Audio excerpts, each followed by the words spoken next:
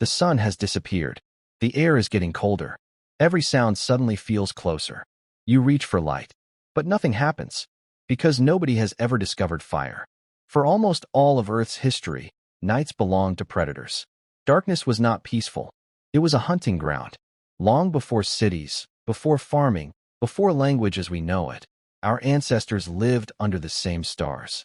But they faced a completely different world. Lions could see better. Hyenas hunted in groups. Leopards waited in silence. Humans had almost nothing. Weak claws, small teeth, thin skin. So why are we still here? The answer begins with a single spark. Scientists cannot point to one exact day when humans mastered fire.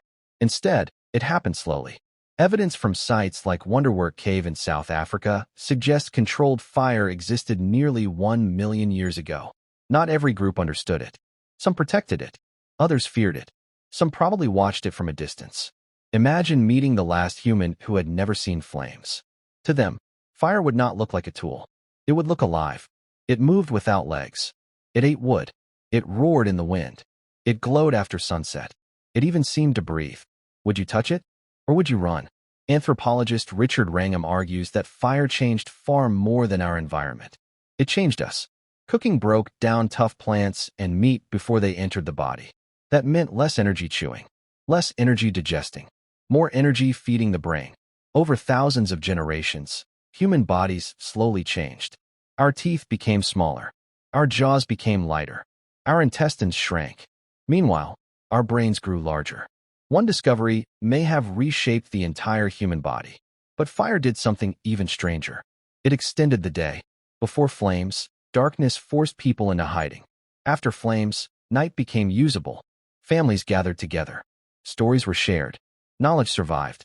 Children learned without following a hunt. Ideas spread further than footprints. Could civilization have begun around a campfire instead of a field? Nobody knows for certain. But the question refuses to disappear. Fire also frightened predators. A circle of glowing embers became an invisible wall. Animals that ruled the night suddenly hesitated. For the first time, humans pushed back against darkness. That small circle of light changed who controlled the night. Eventually, fire hardened wooden spears. It baked clay. It melted metal. It powered engines. It launched rockets. Every major technological leap traces back to one ancient relationship with flame. Even your smartphone begins with fire. The metals inside it were refined using intense heat. The electricity powering it depends on technologies born from controlled energy. The story never really ended. Today, we flip a switch without thinking. Heat arrives instantly. Light floods the room. Food cooks in minutes. The miracle has become ordinary. But for one human, the last human who had never known fire, the first flame may have looked like magic. Perhaps they stepped closer. Perhaps they stepped back. Perhaps they watched in complete silence as darkness retreated for the first time. That moment was not simply the discovery of a tool.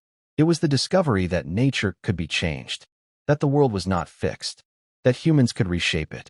Every city skyline, every factory, every book printed, every spacecraft launched, every glowing window at night, they all carry a tiny piece of that first controlled flame.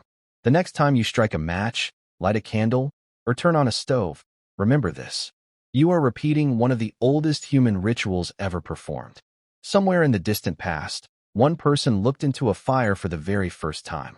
And after that night, humanity was never trapped by darkness again. Humanity was never trapped